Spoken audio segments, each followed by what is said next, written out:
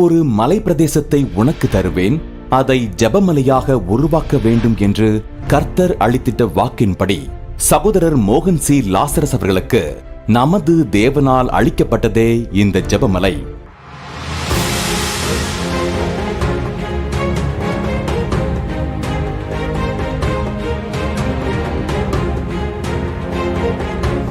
தேசத்தின் எழுப்புதலை நோக்கமாக கொண்டு உருவாக்கப்பட்டிருக்கும் இந்த ஜெபமலையில் நாள்தோறும் திரளான ஜனங்கள் வந்து எழுப்புதலுக்காகவும் தங்களுக்காகவும் ஜெபித்து செல்கின்றனர்.